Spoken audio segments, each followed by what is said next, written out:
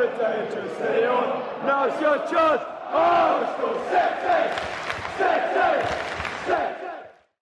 Right then, how are we all doing? Jack Reeve, TalkNorwichCity back again with another predicted 11 video. It's Wigan up this weekend. I'm really looking forward to it. I'm really looking forward to it. Before all of that though, I do want to say it's nearing the end of the month, and on the final day at the end of every month, we donate money to the Community Sports Foundation. The way we calculate how much money to give is by every 100 likes on the channel in that calendar month, we give £2 to the Community Sports Foundation. I haven't really plugged it too much this month because your support is fantastic anyway, but we're nearly there. Again, we're going to be giving lots more money. I think it was around about £100 last month. So if you are enjoying the content, or even if you just want to give money to charity and it's not going to cost you a penny, simply click like on this video. Also, FansBet, the best special they have done. Jordan Rhodes bang in form, Teemu Pukki bang in form. You can get Jordan Rhodes to score and Norwich to win, or Teemu Pukki to score and Norwich to win. Both bets 3-1. Head over to FansBet. I'll link that in the description. Anyway, Wigan up this weekend. You know, I'm really enjoying my football at the moment. I got before that Ipswich game, probably actually a bit before the Cardiff game, that week leading up to it, and I just thought, it's game over for Daniel Farke, and I wanted this to work so badly, and I love this project, but I just can't see any way back for him. We were playing awful football. We'd just been run off the park by Leeds, and I thought, it's been going on too long now, this kind of style. And then we beat Cardiff, didn't we? We scraped the draw against Ipswich, which was just about bearable. And since then, we've gone on that magnificent run, 6 games unbeaten, 4 wins in a row. And everything looks really good again. Wigan also flying high. They're up in 3rd. Yes, they're only 2 points above us, but they're having a great season. I was speaking to my mate Ollie this morning, and you always get that one team, don't you, promoted from League One who do really well. It seems to be Wigan this season. Blackburn also doing really well. But this is going to be a really tough challenge, and I'll put it out there before we even go into the team. I would take a draw against Wigan. For me, it's all about continuing that momentum. Yes, I don't want us to sit back and soak up pressure because we should be beating teams at home. But if we can then make it 7 games unbeaten, that's really good. And it's just all about momentum. However, October looks really tough. I think we kind of need to win. Anyway, let's get into the team. Tim Krul in goal. Had a really good last few weeks actually, and starting to turn into the keeper that we wanted when we signed him. So fair play to Tim Krul. Well done. You're starting to win me over. Jamal Lewis in at left back. For me, probably one of the first names on the team sheet at the moment. Magnificent athlete. Really good. Becoming more mature. And I think it's only time before Premier League clubs start to put bids in for him. The centre-back partnership of Tim Closer and Christoph Zimmerman.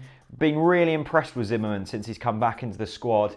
I think we often forget where he came from before we signed him, and he just looks like a real comfortable part of the Championship. He's really good, and since Grant Hanley has been injured, he's stepped in very well, so well done to Christoph. And then Maximilian Aarons out on the right-hand side, much like Jamal. I think he's like 1 step behind Jamal in terms of his development at the moment. But to throw Max Aarons in there, an 18-year-old, born in 2000, is wonderful. It makes me feel old, and I'm only 20. He's really stepped up to the plate well. I think you do have the danger with Max and with Jamal to play them too much. We need to keep their feet on the ground. I'm sure that isn't an issue, but we also can't, if they start to have a bad little spell, then take them out. You can't destroy them mentally either. And this is not only physically demanding in the Championship, but I'm sure as a real young player, mentally demanding as well. The midfield pairing, I think is fairly kind of solid at the moment. It's Moritz Leitner, who's created the most chances in the Championship without registering an assist yet this season. Bit of a rubbish stat, but he's created 17 chances this season. Some of them will start to go in soon. Next to him, Alex Tete. I think we really missed them on Tuesday night, didn't we, against Wycombe? We played really well against Wycombe, but we did look really open. And I think it's that midfield, the combination between defence and attack, that's really improved us over the past month or so. And I think, them two players deserve real credit. Moritz Leitner, we always knew there was a player in there, but we didn't quite know what his position was. I think Farke has now found around that. And Alex Tete, well, we all know what Alex Tete is about, but he seems to be a bit like a fine wine at the moment, simply maturing with age. The three in behind the striker is probably, because of injuries, because you've got Hernandez out, and I suppose because you've got Ben Marshall out as well, who could maybe play as a winger, you've got a few issues at the moment. However, this is what I'm going for, and I'm sure you guys will have different opinions. I'm going with Emi Buendia in behind the striker. I like Buendia. I think he's technically really good. I was really happy to see him fuming about being taken off against QPR. He didn't have his best game there. I think he will be a player that drifts in and out of games this season, but he's got that ability to flip a game on its head and create that real moment of magic.